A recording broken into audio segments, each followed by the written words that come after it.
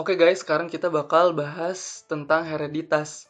Nah, hereditas adalah penurunan sifat. Jadi, kita bakal mempelajari kenapa sih orang tua kita mungkin bisa mirip sama kita, kayak gitu.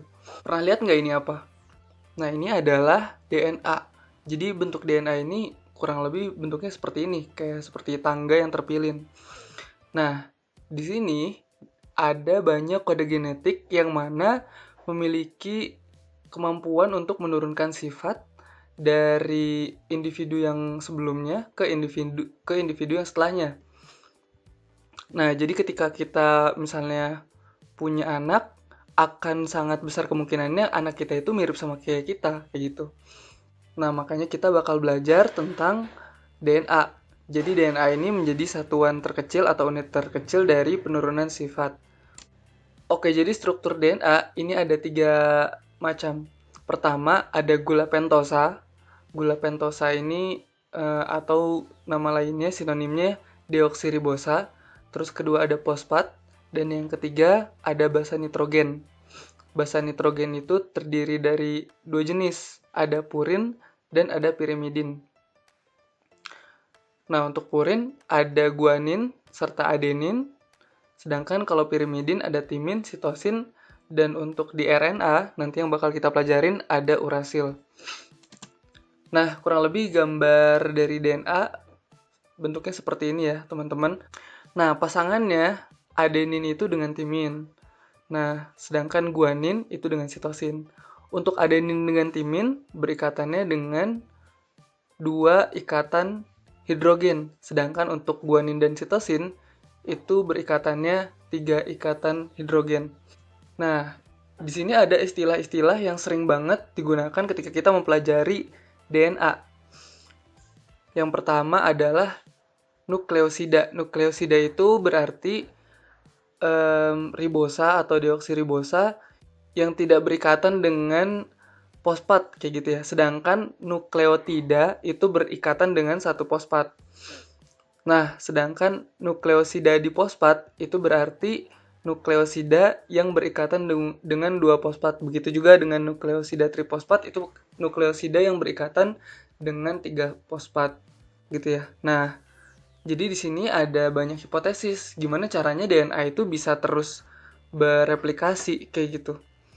Nah, pertama ada teori konservatif di mana ketika double helix yang lama itu tetap tidak berubah dan langsung terbentuk double helix yang baru.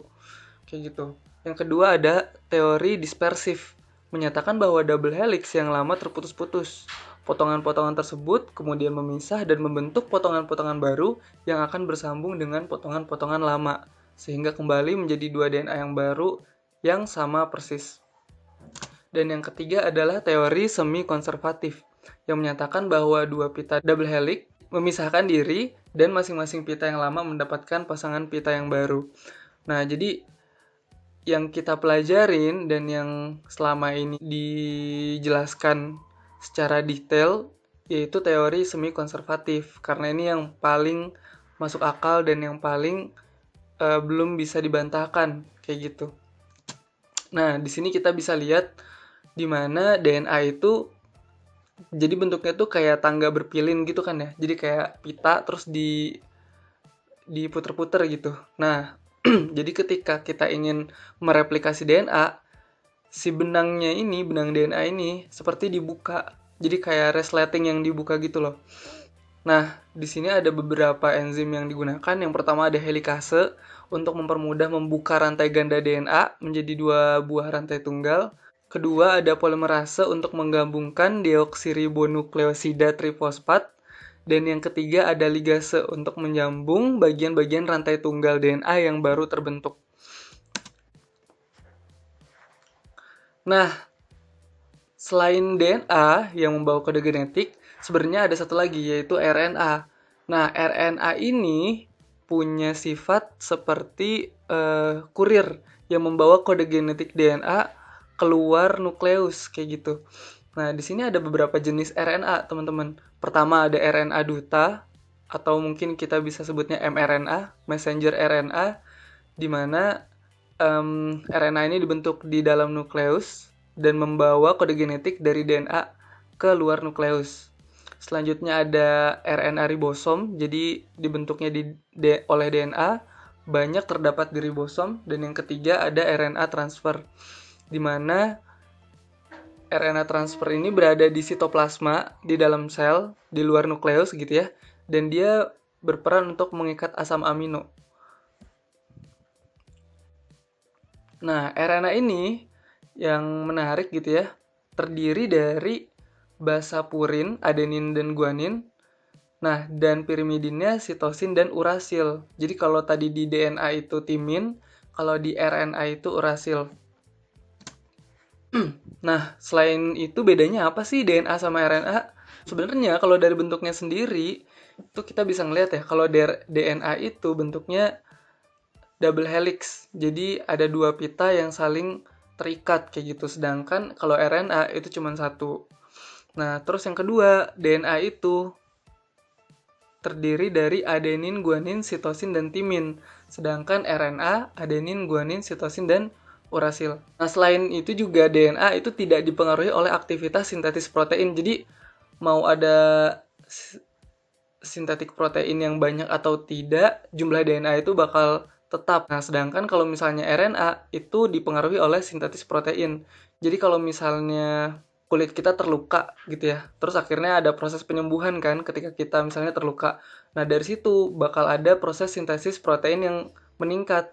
Dengan kata lain, jumlah RNA-nya pun meningkat. Oke, nah tadi udah dijelasin juga tentang sintetis protein ya, dimana disintesis melalui dua tahap. Yang pertama adalah tahap transkripsi, dan yang kedua adalah tahap translasi. Nah, transkripsi itu apa sih? Jadi transkripsi itu adalah proses mentranskrip, mengkode ulang gitu ya, DNA yang ada di inti sel oleh RNA. Perbedaannya apa sih sama replikasi DNA? Nah, bedanya di RNA itu bahasanya urasil, menggantikan timin DNA. Nah, kedua, mRNA yang terbentuk tidak tetap berpasangan dengan pita DNA pembuatnya. Ketiga, replikasi DNA memberikan hasil yang tetap di dalam genom. Sedangkan pembentukan molekul RNA berlangsung dengan interval dan hasilnya langsung dalam waktu singkat untuk sintesis protein. Nah, ini yang kedua ada proses translasi. Translasi itu pemindahan asam amino dari sitoplasma ke ribosom yang dilakukan oleh tRNA.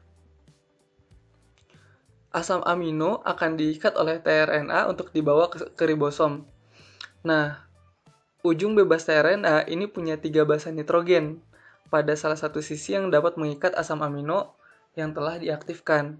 mRNA yang telah melekat di ribosom akan memberikan kode gitu ya kepada tRNA asam amino mana yang seharusnya dibawa, seperti itu. Nah, tRNA yang telah melepaskan asam amino kemudian akan meninggalkan ribosom. Nah, jadi ini adalah kode yang urutan kode ya, yang mana kita bisa melihat gitu ya pola-polanya. Jadi di DNA itu kan double helix ya, double helix. Jadi ketika sintesis protein ada pita yang menjadi bagian yang dikode gitu ya, dan ada yang tidak dikode oleh mRNA. Nah, yang bagian yang dikodenya itu disebutnya codon atau sense. Nah, sedangkan pita satunya yang tidak di-copy atau tidak dikode oleh mRNA disebut antisense. Seperti itu. Nah, kemudian mRNA akan mengkode pita sense dari DNA gitu ya. Cuman bedanya basa timin yang ada di DNA akan diganti dengan urasil. Kemudian mRNA akan keluar dari inti sel dan akan masuk ke ribosom yang ada di sekitar sitoplasma kayak gitu. Kemudian tRNA akan datang sesuai dengan kode yang dibawa oleh mRNA beserta asam aminonya kayak gitu. Nah, asam aminonya itu sesuai dengan codon atau sense yang ada di DNA gitu. Jadi kebalikannya dari tRNA. Contoh TTC ya. Jadi di DNA misalnya ada kode TTC, timin, sitosin. Nah, antikodonnya atau antisense-nya itu adenin, adenin, guanin. Nah, kode di mRNA-nya itu urasil, urasil, sitosin. Nah, tRNA-nya itu kebalikannya. Kan ini kayak di kodenya tuh kayak slating gitu ya, jadi berpasang-pasangan. Jadi urasilnya dikode jadi adenin dan sitosinnya jadi guanin. Jadi kode yang di tRNA-nya AAG. Nah, cuman protein yang dibawa oleh tRNA adalah protein yang sesuai dengan kode kodonnya, yaitu UUC, urasil urasil sitosin, yang mana akan menjadi asam amino fenilalanin. Nah, ini kurang lebih ilustrasi dari proses translasi. Nah, jadi ceritanya yang pink-pink ini, pita yang pink ini yang panjang, ini namanya mRNA kayak gitu. Nah, terus yang bawah ini yang bulat, ini ribosom. Jadi kayak rumah produksinya gitu ya. Jadi tempat proses produksinya itu di ribosom. Nah, terus mRNA-nya datang ngasih kode AUG misalnya. Jadi ini start codon. Terus akhirnya tRNA yang ada di sekitar sitoplasma gitu ya, di dalam sel, dia bakal datang sesuai dengan kode yang dibaca oleh ribosom ini, AUG gitu ya. Nah, dia bakal datang kebalikannya. Berarti apa? Adenin kebalikannya itu urasil, urasil jadi adenin, dan guanin jadi sitosin. Jadi kode yang tRNA bawah itu UAC. Nah, proses itu bakal berlangsung berkali-kali gitu ya, karena ini bentuknya pita dan RNA tuh mungkin bisa bawa ratusan atau bahkan ribuan kode gitu ya. Nah, jadi ketika udah banyak kodenya, si asam amino ini bakal saling menempel gitu ya, manjang gitu. Jadi kayak semacam apa ya, mungkin kalau teman-teman pernah lihat kayak layangan yang panjang gitu loh, yang kayak naga. Nah, setelah proses translasi ini selesai, nanti bakal ada codon stop. Jadi ada kode di mana prosesnya berhenti kayak gitu. Itu bisa UAG, UAA, atau UGA. Nah, ketika udah berhenti, maka tRNA bakal lepas, terus ribosomnya juga bakal lepas, dan akhirnya asam amino tadi bakal bergerak ke tempat yang emang dibutuhkan kayak gitu. Nah, kode genetik ini kalau cuma satu gitu ya, itu ada adenin, guanin, sitosin, dan urasil. Nah, sedangkan kalau misalnya ada dua, disebutnya duplet. Itu jadi ada 16 kodon gitu ya. Jadi ya gabungan dari AGCU aja. Dan kalau misalnya ada 3 nukleotida, disebutnya kode triplet. Dan ini yang digunakan untuk sintesis protein. Nah, kalau kita lihat berarti kan kombinasinya itu dari 4 jenis basa ya. Urasil, sitosin, adenin, dan guanin. Sedangkan kode itu harus gabungan dari 3 basa tersebut gitu ya. Jadi bisa UUU, bisa UUC, bisa UUA, bisa UUG gitu. Makanya di sini ada tabelnya gitu. Makanya jadi 4 kali 4 kali 4, ada 64 jenis kode. Nah, tapi ada beberapa kode yang punya hasil asam amino yang sama, teman-teman.